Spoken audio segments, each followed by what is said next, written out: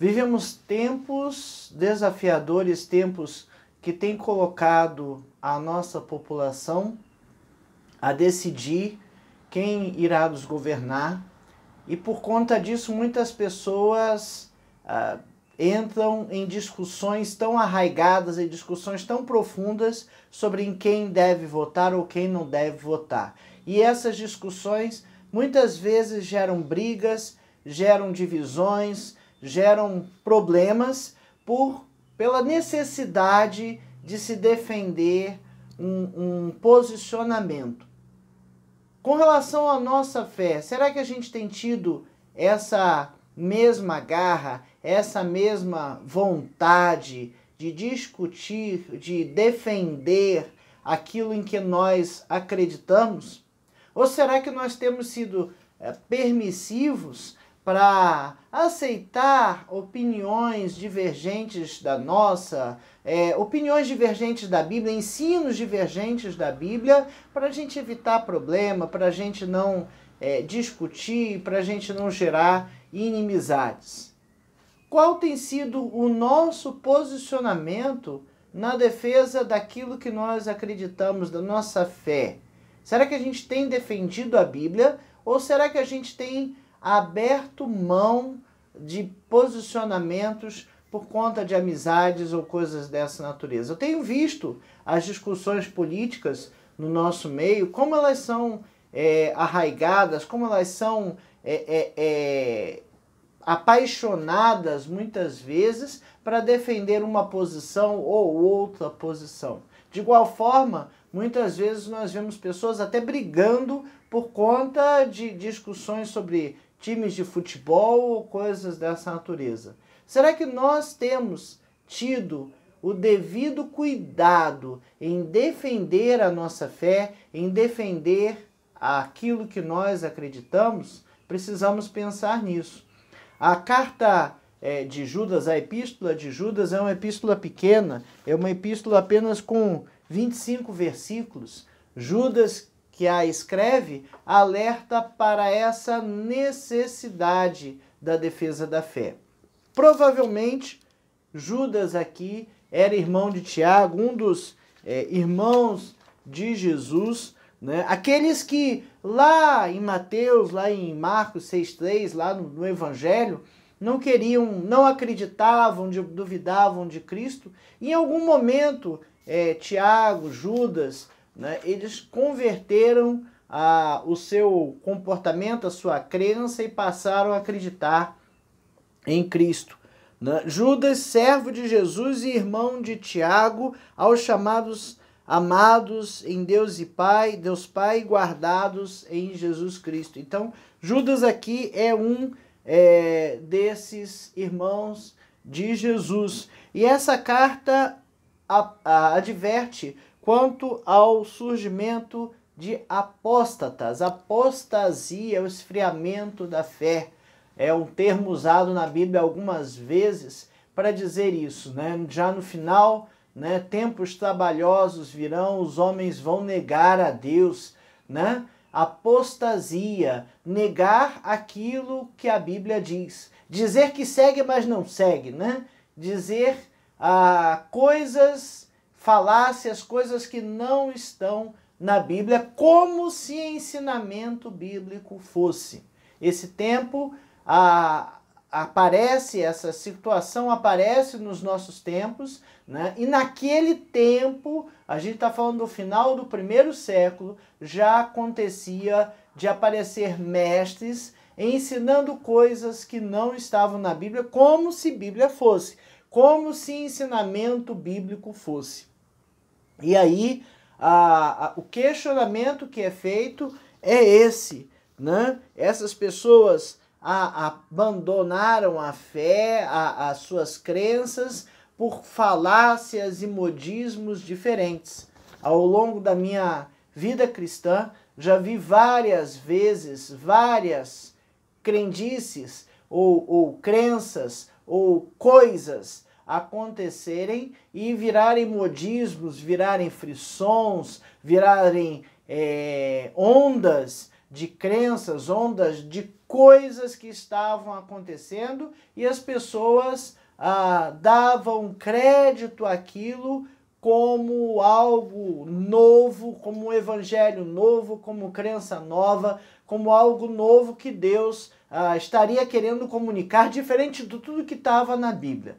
Temos que ter muito cuidado com esses ensinos inovadores, com estas posturas que vêm trazendo uma narrativa de que a gente tem que olhar direitinho o que está na Bíblia, ver com outros olhos, entender de forma diferente. Apostasia, o esfriamento da fé. Judas adverte para pessoas que, desta forma, ameaçam a fé, porque trazem ensinamentos contra a fé, mas que parecem que são da fé. Ensinamentos que parecem evangelho, mas que não são evangelho. E por isso contaminam e carregam pessoas a acreditarem em coisas erradas. A segunda carta de Pedro e essa carta de Judas têm aspectos bem semelhantes, né? Ambas estimulam os cristãos a levarem a sério as advertências contra a apostasia. Preste atenção, fique bem atento. O que é que está sendo pregado? O que é que está sendo falado? Eu e você, nós temos a obrigação de ir até a Bíblia e conferir na palavra de Deus o que está sendo pregado, o que está sendo falado. É minha obrigação interpretar a Bíblia para a minha vida. E quem ensina, eu preciso ouvir, entender e interpretar a Bíblia e concordar ou discordar. Não vou criar confusão na igreja se algo está sendo pregado que eu não concordo ou não entendo desse jeito, né? Se algo foi pregado que distou, eu chego ao pastor e vou conversar, e vou debater, e vou procurar entender o que está sendo falado, e muitas vezes eu vou discordar, ou algumas vezes eu vou discordar com a liberdade que temos em Cristo, mas cuidado, a forma de fazer isso é com o amor cristão. A intenção de Judas, ao escrever essa carta, não era essa aqui não, ó. No versículo 3 de sua epístola, ele fala assim: amados, quando empregava toda a diligência em escrever-vos acerca da nossa comum salvação, foi que me senti obrigado a corresponder-me convosco, exortando-vos a batalhardes diligentemente pela fé que uma vez por todas foi entregue aos santos. Veja que Judas, ele começou a escrever a carta como uma carta amistosa, né? Ele queria escrever acerca da nossa comum salvação, ele queria escrever algo agradável, mas algo chegou aos seus ouvidos, alguma coisa aconteceu que ele foi impelido pelo Espírito a exortar. A palavra exortar, parakaleo, que é uma palavra em grega. O Novo Testamento foi escrito em grego. Era a língua que se falava naquela época. O Império Romano, né? Depois do Império Grego, tinha essa língua comum. É como se fosse o mundo todo falando em inglês, né? E a gente teria que escrever em inglês uma mensagem para que todos entendessem, né? Algumas coisas já têm mudado em nosso mundo e outras línguas têm ganhado alguma evidência também. Mas nessa época aqui a língua falada era o grego. E o parakaleo, que ele tentou expressar ali, era exortar. É uma expressão bem forte, né? É uma chamada de atenção. Estou chamando a atenção, estou suplicando. Eu estou pedindo para que vocês se engajem nesta atividade. Exortação de pureza da fé. Nosso texto é a Epístola de Judas, do versículo 3 ao 16, o 3 eu já li para vocês. Amados, quando empregava toda a diligência em escrever-vos acerca da nossa comum salvação, foi que me senti obrigado a corresponder-me convosco, exortando-vos a batalhardes diligentemente pela fé que uma vez por todas foi entregue aos santos. pois certos indivíduos se introduziram com dissimulação, os quais desde muito foram antecipadamente pronunciados para esta condenação. Homens ímpios que transformaram em libertinagem a graça de nosso Deus e negam o nosso único soberano e Senhor Jesus Cristo. Quero, pois, lembrar-vos, embora já estejais cientes de tudo, uma vez por todas, que o Senhor, tendo libertado um povo, tirando-o da terra do Egito, destruiu depois os que não creram, e a anjos, e os que não guardaram o seu estado original, mas abandonaram seu próprio domicílio, ele tem guardado sobre trevas, em algemas eternas, para o juízo do grande dia. Como Sodoma e Gomorra e as cidades circunvizinhas, que havendo se entregado à prostituição como aqueles, seguindo após outra carne, são postas para exemplo do fogo eterno, sofrendo punição. Ora, estes, da mesma sorte, quais sonhadores alucinados, não só contaminam a carne, como também rejeitam governo e difamam autoridades superiores. Contudo, o arcanjo Miguel, quando contendia com o diabo e disputava a respeito do corpo de Moisés, não se atreveu a proferir juízo inflamatório contra ele. Pelo contrário, disse: o Senhor te repreenda. Estes, porém, quanto a tudo o que não entendem, e quanto a tudo o que compreendem por instinto natural, como brutos sem razão, até nessas coisas se corrompem. Ai deles, porque prosseguiram pelo caminho de Caim, e movidos de ganância, se precipitaram no erro de Balaão e pereceram na revolta de Corá. Esses homens são como rochas submersas em vossas festas de fraternidade, banqueteando-se juntos sem qualquer recato, pastores que a si mesmos se apacentam, nuvens sem água impelidas pelos ventos, árvores em plena estação dos frutos, destes desprovidas, duplamente mortas, desarraigadas, ondas bravias do mar, que espumam as suas próprias sujidades, estrelas errantes, para as quais tem sido guardada a negridão das trevas para sempre. Esse é o texto principal, é o texto áureo da nossa lição. E essa é a lição de número 13 da revista Palavra e Vida, edição número 74. A revista Palavra e Vida é editada pela Convenção Batista Fluminense. Está disponível no site batistasfluminense.org.br. Você pode acessar lá, tem um cantinho da revista Palavra e Vida. Você pode clicar e baixar essa revista e acompanhar os estudos por aqui. Essa revista tem por tema Fé e Verdade, reflexões nas cartas de Tiago, 1ª e 2ª Pedro e Judas. Foi escrita pelo pastor Ronaldo Gomes de Souza, e essa lição, a lição de número 13, a última da revista, tem por tema a defesa da verdade. E é por isso que eu comecei a lição perguntando isso. O que é que você tem defendido? Qual é a verdade que eu e você temos defendido? Será que a gente tem defendido a verdade que liberta, ou a gente tem buscado outras verdades para defender? Deus tenha piedade de nós e estejamos focados em defender a nossa fé, defender a razão da nossa fé. O primeiro tópico da nossa lição começa justamente por isso, a fé que defendemos, como ele disse aqui no versículo 3, né? O que Judas está usando aqui para falar sobre fé, né?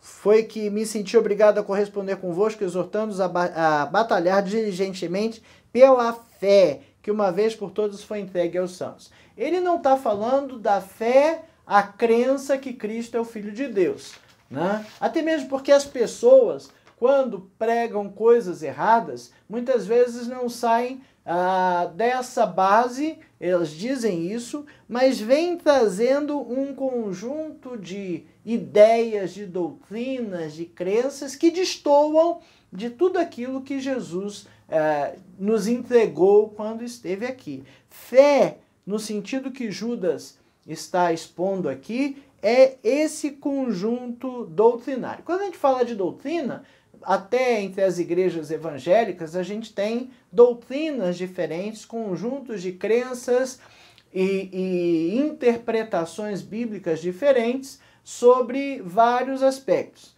né? A gente precisa buscar na Bíblia, entender o que é que Jesus nos ensinou e entender o que é que nós acreditamos, baseados na Bíblia, ok? E aí é verdade, é possível que você entenda uma coisa de uma forma e de outra, isso vai dar margem a diferentes igrejas, diferentes doutrinas, diferentes denominações. Diferentes igrejas é uma expressão ruim, diferentes denominações com interpretações particulares de cada parte, ok? A gente procura sempre se identificar naquele conjunto de doutrinas que nós entendemos ser daquela forma. Mas o que a gente não pode é que as coisas mais esdrúxulas sejam pregadas. A gente não pode deixar que essas coisas sejam pregadas e se sentir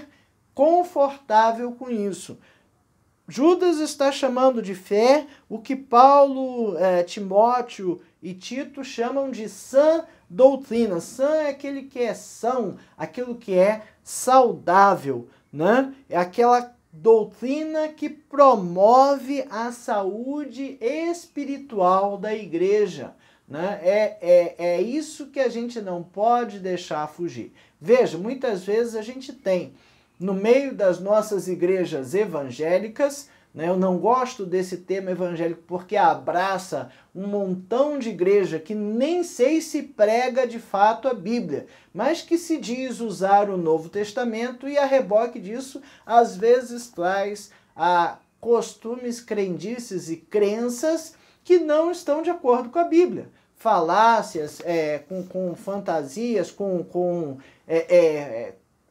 coisas que não são bíblicas. E a gente precisa ter cuidado com isso.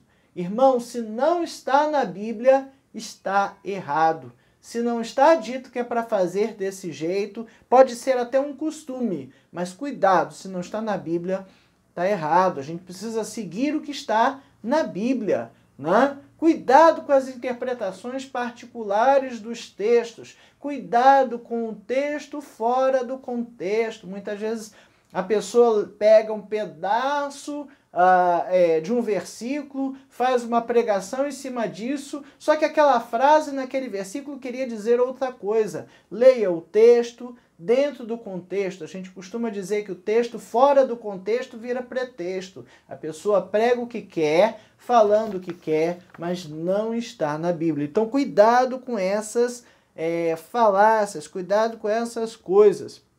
Versículo 3, né, ele fala a fé que uma vez por todas foi entregue aos santos. O que foi passado para nós por Cristo, por Paulo, por Timóteo, pelos apóstolos, né? Essa fé é algo que a gente é encarregado, né? Entregue no sentido de ser encarregado. Nós recebemos e nós precisamos ensinar aquilo que nós recebemos que está na Bíblia. Como diz o texto de Paulo quando fala da ceia, porque eu recebi do Senhor o que também vos ensinei. Paulo está sendo cauteloso, Paulo está sendo cuidadoso em ensinar aquilo que ele aprendeu. Não ensine o que você não aprendeu. Ensine aquilo que está na Bíblia, que você aprendeu na Bíblia.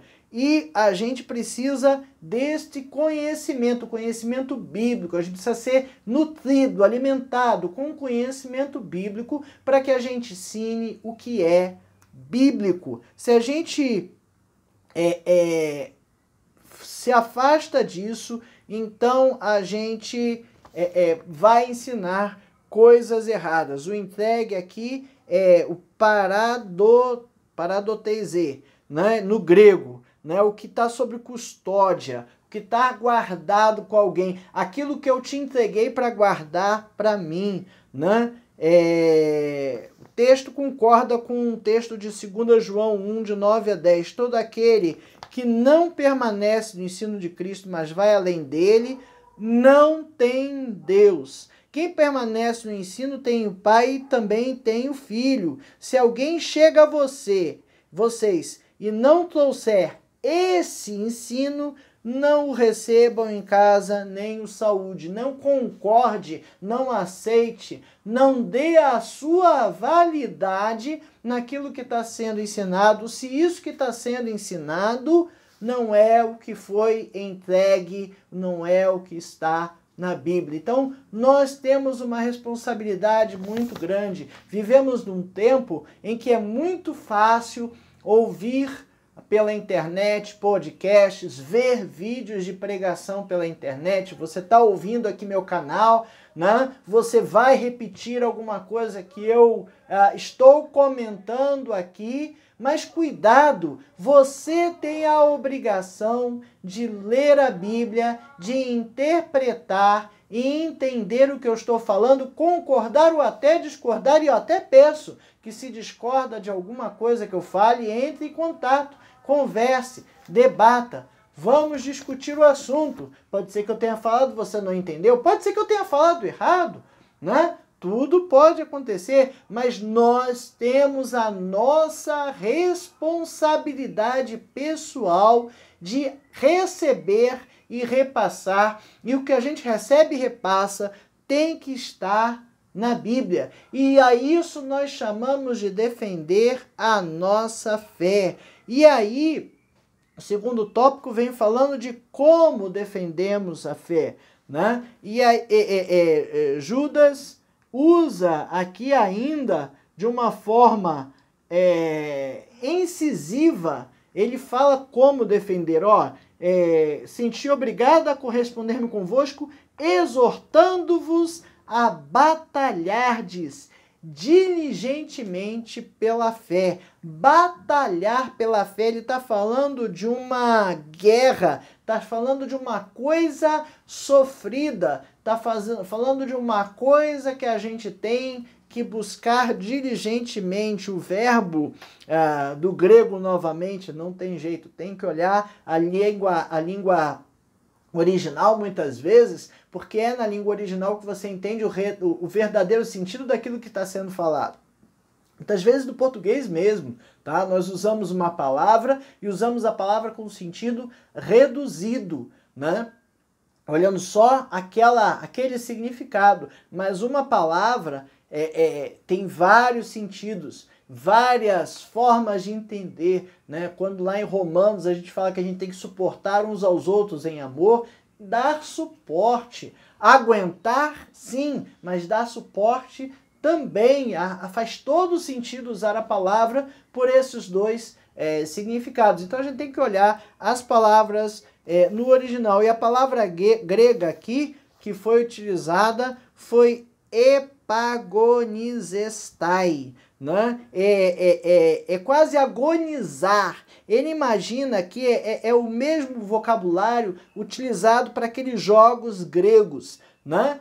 O camarada que ia para uma Olimpíada e ele precisava trazer a vitória, e para isso ele se esforçava ao máximo. Nós vamos ter agora no final do ano a Copa do Mundo, e o nosso time, a nossa seleção vai lá e vai se esforçar ao máximo para ganhar todos os jogos e trazer o título para nós. É esse esforço, é esse engajamento que Judas está tentando utilizar aqui, tá falando aqui, batalhar pela fé, né? Dar o melhor de si. Será que eu tenho dado misericórdia, Senhor? Será que eu tenho dado o melhor de mim para lutar pela fé, para vencer pela fé? Ou será que eu tenho simplesmente me desviado dos embates e dos confrontos para não entrar na discussão,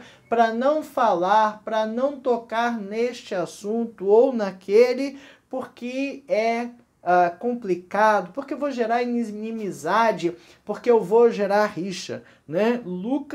Judas, está nos chamando a esse engajamento em uma guerra, e a defesa da fé sempre foi uma coisa agonizante, uma coisa custosa, é uma coisa pela qual nós precisamos estar atentos e precisamos trabalhar, batalhar, né?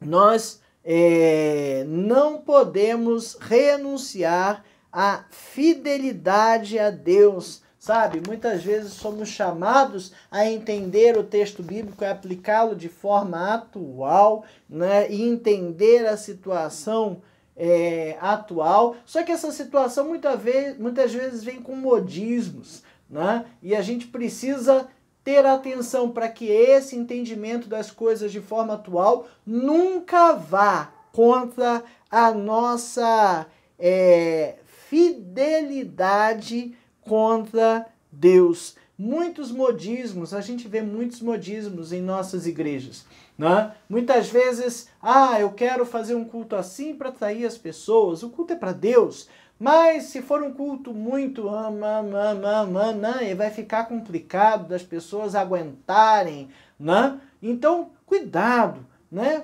Tudo bem, usos e costumes a gente pode alterar, formato a gente pode alterar a mensagem, não, mas cuidado. Para que eu estou fazendo? Como eu estou fazendo? Eu preciso ser fiel à minha fé, né?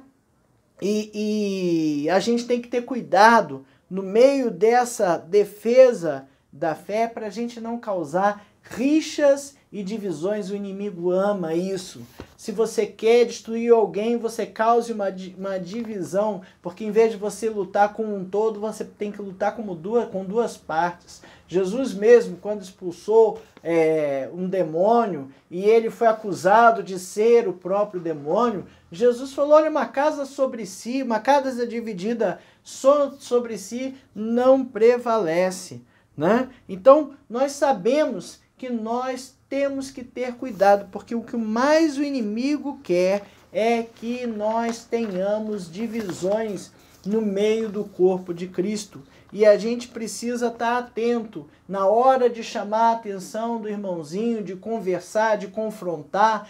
Ora, irmão, ora, tenha calma, tenha paciência, tenha cuidado.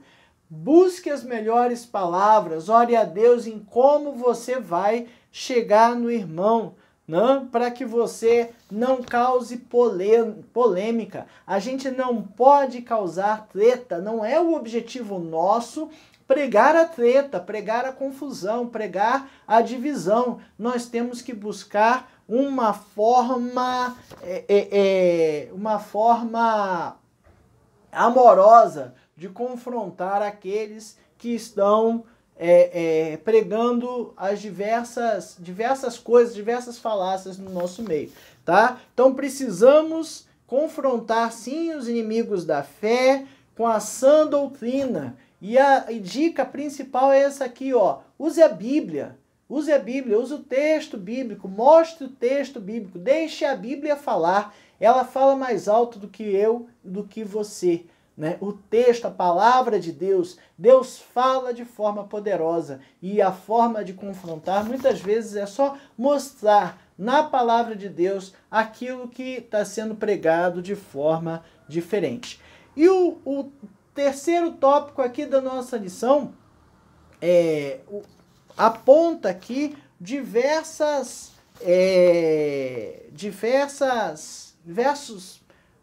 pessoas contra quem, eu queria uma palavra e não achei, né? Contra quem o texto aqui está falando, né? Quais são aqueles contra quem a gente tem que defender a nossa fé, né? As palavras de advertência de Judas contra os falsos mestres falariam contra a igreja, os apóstatas. E Judas usa uma sequência de metáforas. Ali, a partir do versículo 8, ficou até difícil da gente ler o texto, porque ele usa muitas metáforas, muitas comparações, muitas ilustrações, e a gente fica até um pouco confuso quando começa a ver todas essas metáforas. Esse texto está bem parecido com o texto de 2 Pedro 2, né? Então vamos entender um pouquinho quais são essas características desses apóstolos, adversários, a palavra que eu queria, né? Esses adversários da fé, esses apóstatas que pregam coisas erradas. A primeira está ali no versículo 8, né? Diz assim: ora, estes da mesma sorte, quais sonhadores alucinados, não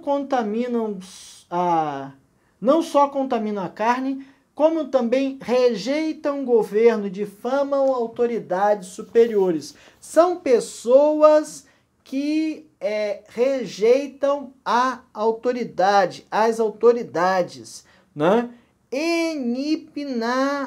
Enipnazoimenoi, de palavra difícil, em grego, né? É os sonhadores que ele está falando aqui, falsos mestres, sabe? Aquela pessoa que fala um negócio totalmente fora da realidade. Ele está sonhando que aquilo que ele está falando é verdade. Eles afirmam ser autoridades e desafiam a autoridade, inclusive, da palavra. Quantas pessoas você tem ouvido nos últimos tempos dizendo que a Bíblia é um livro velho, que é um livro que não tem mais autoridade, que não vale mais, que as coisas que estão escritas aqui estão ultrapassadas? São pessoas que desafiam a autoridade da Bíblia, né? Ele fala metaforicamente de uma esperança que se opõe ao reino de Deus, né? São pessoas brutas e irracionais. 2 Pedro 2, versículos 12 e 22, 2 Pedro está logo aqui, né? A gente acabou de estudar.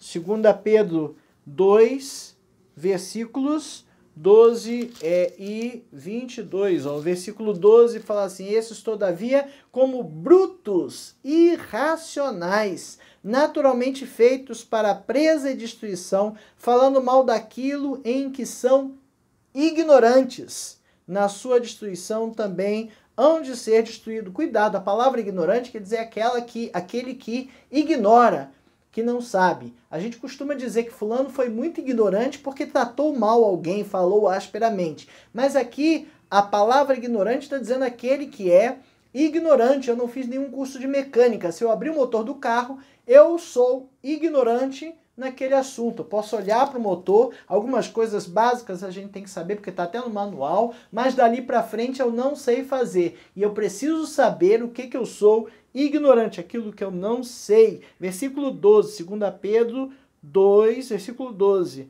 Com eles aconteceu o que diz certo adágio verdadeiro: o cão voltou ao seu próprio vômito, e a porca lavada voltou a revolver-se no lamaçal. Né? A expressão, a ilustração é que você pode pegar um porquinho, achar bonitinho, dar banho, trazer para dentro de casa, mas na primeira oportunidade que o porquinho sair na rua para passear e ver uma poça de lama, vai pular dentro e vai voltar aquilo ali, porque você pode tirar até a lama de fora do porco, mas não vai tirar da ideia dele, porque para ele aquilo ali é algo importante, algo que ele gosta, é algo prazeroso. E a comparação aqui chega a ser essa.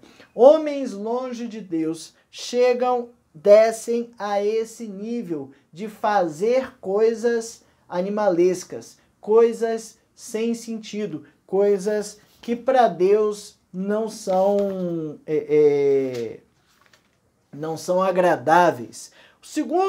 A segunda característica que ele coloca aqui são os blasfemos, versículo 8b até 11.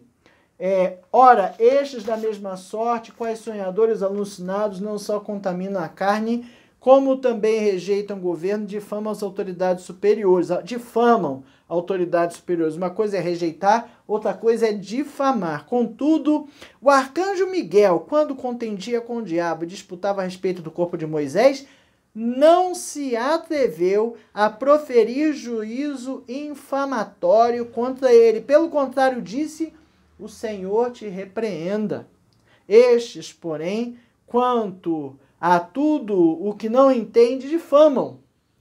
E quando a tudo o que compreendem por instinto natural, como brutos sem razão, até essas coisas se corrompem. Ai deles, porque seguiram pelo caminho de Caim e, movidos de ganância, se precipitaram no erro de Balaão e perecem na revolta de Corá. Blasfemos. Jesus disse, né, ouvistes o que foi dito, não matarás. Eu, porém, disse que qualquer um que olhar para o seu irmão e falar raca, ou seja, idiota, né, burro, imbecil, já cometeu,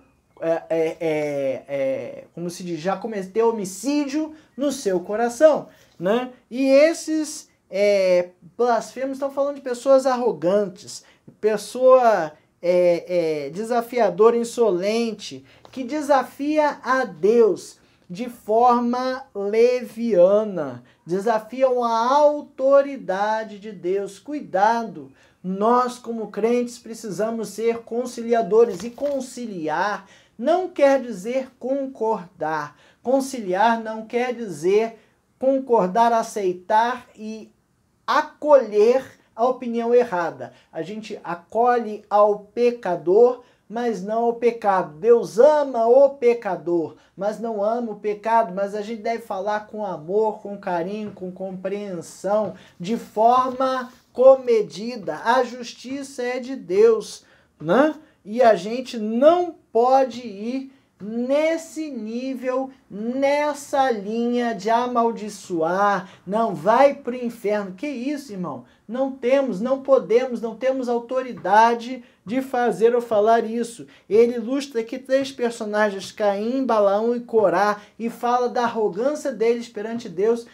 Caim, quando Deus perguntou onde está seu irmão, o que Caim respondeu? Para Deus. Sou eu, porventura, guardador do meu irmão? Eu tenho responsabilidade de dar conta do meu irmão. Olha a arrogância que Caim respondeu para Deus, né?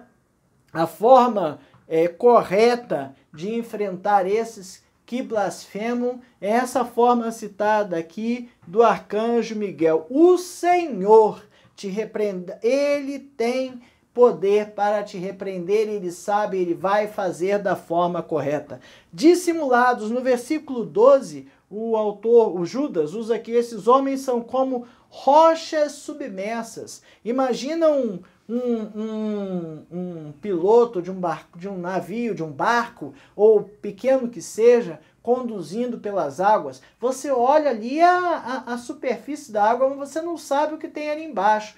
Tem que ter cartas náuticas, ou tem que estar observando o fundo, ou tem que ter um radar, ou alguma coisa assim, para ver se não tem uma pedra ali submersa. Porque essa pedra submersa, se você bater com força o barco contra ela, vai fazer um buraco no casco e o barco vai avançar, vai afundar, perdão. É dissimulação. Sabe, muitas vezes a gente tem pessoas no nosso meio que não são de Deus, estão ali de forma dissimulada, é impossível a gente não comentar. Vídeo que circulou essa semana e viralizou sobre alguém falando sobre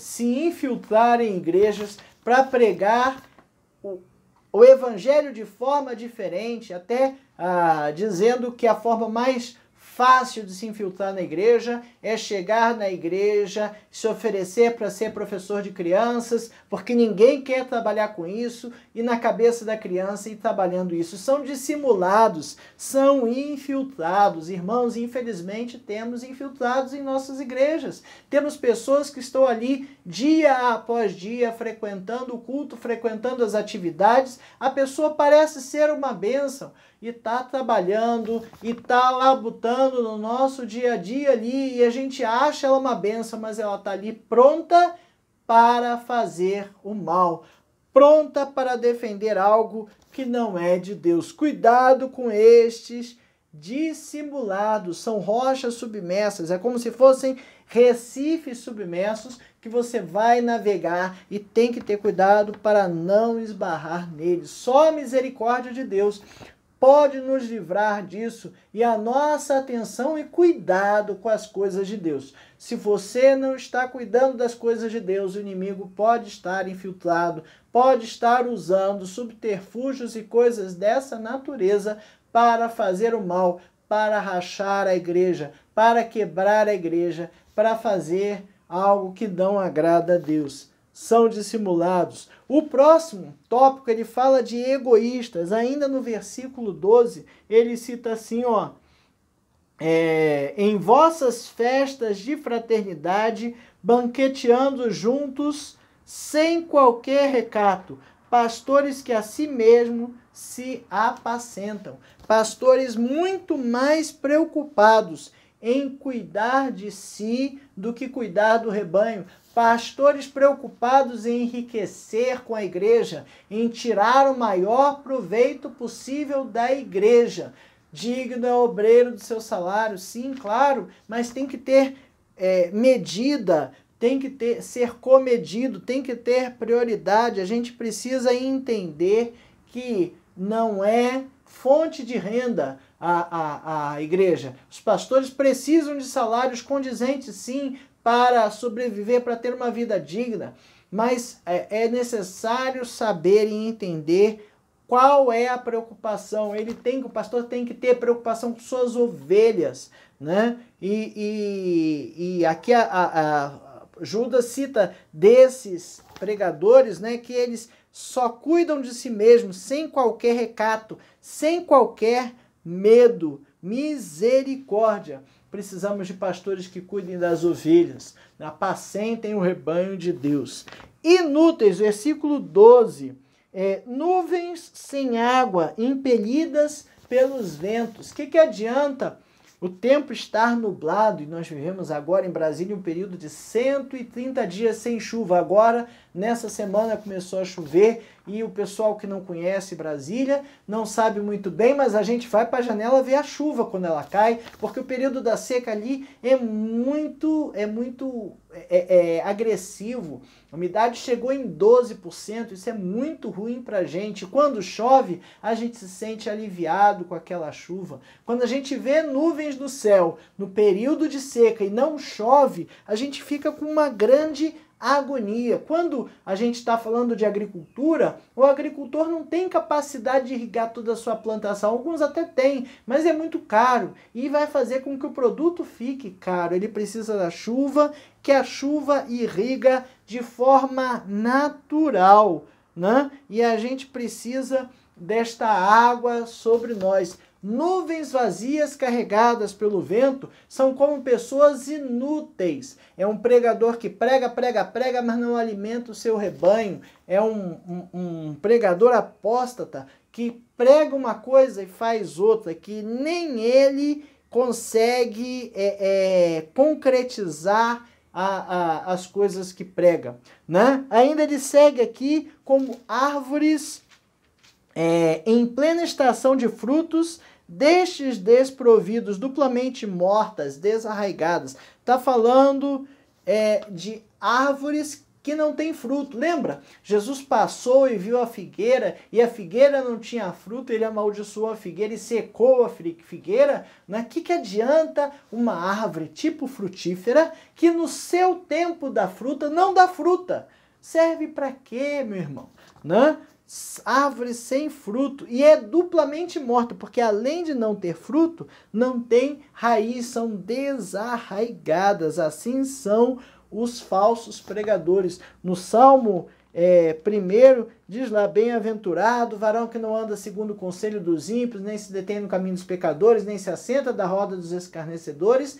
Antes tem o seu prazer na lei do Senhor, e na sua lei medita de dia e noite. Ele usa a expressão, a imagem da árvore, né? Pois serão como árvores plantadas junto à corrente das águas, as quais dão o seu fruto na estação própria, e cujas folhas não caem, tudo quanto fizer prosperará. É a mesma imagem que está ali no Salmo 1, versículo 3. Pregadores falsos são como árvores infrutíferas e desarraigadas, né? O homem piedoso, aquele que teme o Senhor e procura fazer a vontade de Deus, é uma árvore frutífera. Ele apresenta frutos, ele é arraigado, ele está com as suas raízes na água, né? Na água viva que é Cristo, e se alimenta dela, e esse alimento a faz frutificar, porque não tem como uma árvore frutífera bem nutrida não apresentar frutos, né? Se ela não estiver bem, se ela não for saudável, ela não vai apresentar frutos. Ondas bravias do mar, que espumam suas próprias sujidades, né? Ele compara aqui também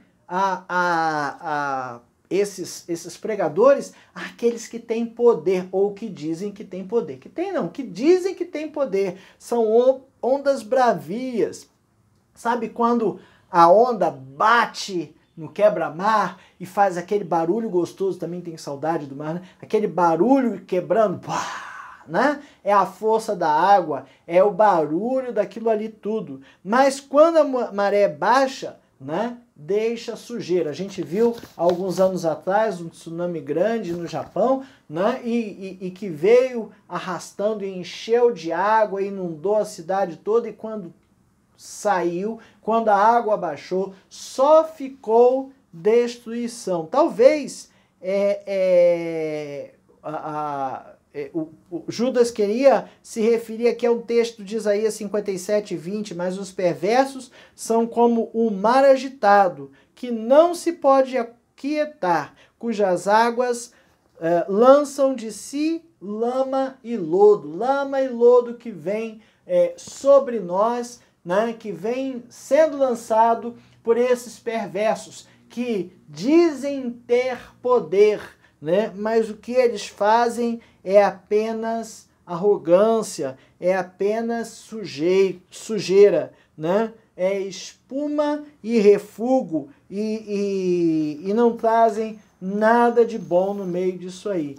Decadentes, né? E ele fala aqui, na sequência, estrelas errantes para as quais tem sido guardadas a negridão das trevas para sempre. Estrelas cadentes, perdão, são os meteoros, né? São aquelas coisas que invadem a nossa atmosfera, mas que depois somem na treva, seja porque caiu e apagou, seja porque passou na atmosfera queimando, gerando atrito, gerando fogo, e dali foi para fora, né? Aparecem, são líderes, pregam a palavra de forma poderosa, enchem a igreja, mas depois de um tempo caem no esquecimento. Misericórdia, quando a gente vê alguma coisa acontecer assim, chega a perturbar a gente, chega a entristecer a gente, quando a gente vê alguém subindo e depois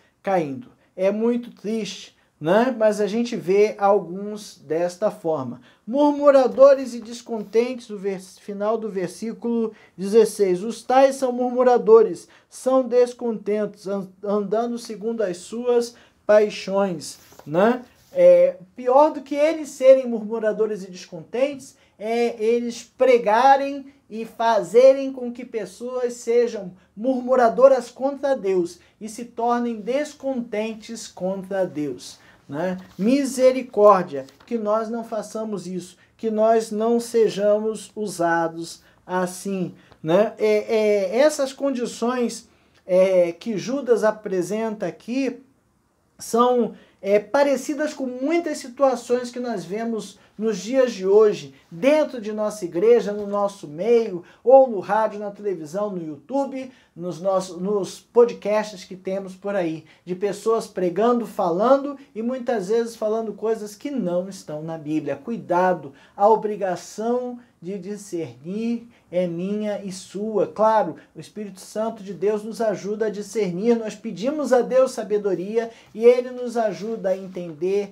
examinar a Bíblia e entender o que temos que entender. O que nós não podemos é aceitar as coisas erradas e sem confrontá-las com a Bíblia, sem confrontá-las com a palavra. Nós precisamos conhecer as Escrituras. 1 Pedro 3,15 fala isso, né? 1 Pedro está aqui pertinho, nós estudamos também recentemente, né? 1 Pedro 3,15 diz assim: antes, santificai a Cristo como Senhor em vosso coração, estando sempre preparados para responder todo aquele que vos pedir razão da esperança que há em vós. Nós precisamos conhecer a nossa fé, nós precisamos conhecer e entender as doutrinas bíblicas, o que é bíblico, o que não é bíblico, o que é salvação,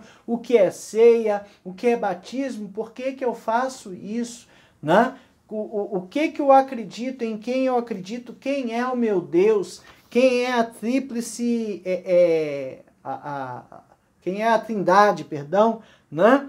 Quais são as razões da minha fé? Quando eu precisar confrontar alguém, use a palavra, deixe que a palavra fale, porque ela fala de forma poderosa. Para pensar em agir, será que eu tenho consciência de que eu estou numa luta contra falsas doutrinas que afastam o crente da presença de Deus? Será que eu tenho ouvido? Olha, a gente às vezes canta músicas com heresias gigantescas. Eu estou pensando nas letras das músicas que eu estou cantando. Será que aquilo que está escrito realmente é daquela forma? Aquilo ali que está escrito na Bíblia foi uma promessa para mim ou foi uma promessa para alguém feito lá no passado e aí eu estou me apropriando da promessa? Olha, se eu falar alguma coisa para o meu filho, se eu prometer alguma coisa para o meu filho, eu não estou prometendo para você, olha lá, né? Cuidado com as falsas interpretações. Será que eu estou preparado para essa batalha? Eu tenho me preparado pela leitura da Bíblia, eu tenho me preparado para falando com Deus, eu tenho conversado com Deus e pedido a Deus para me preparar para isso? Será que eu estou preparado para agonizar, né, o engajar, o defender a fé? Será que eu compreendo assim esses falsos mestres e esses falsos ensinos? Que Deus nos ajude a cada dia estar consciente da sua palavra. Essa foi a 13ª lição da revista Palavra e Vida, edição 74, como eu falei para você, título, tema, fé e verdade. Nós estudamos um pouco sobre Tiago, 1ª e 2ª Pedro e Judas. A gente não consegue, em 13 lições, completar tudo o que é possível. A gente precisa ler, examinar as Escrituras, e a cada momento que a gente faz isso, Deus nos abençoa, aumentando, né, o nosso entendimento, a nossa fé, o nosso conhecimento da palavra. Que Deus te abençoe e te ajude. Em breve, na semana que vem, continuaremos com uma nova sequência de lições, e que Deus nos ajude a estar sempre firmados na fé e na verdade.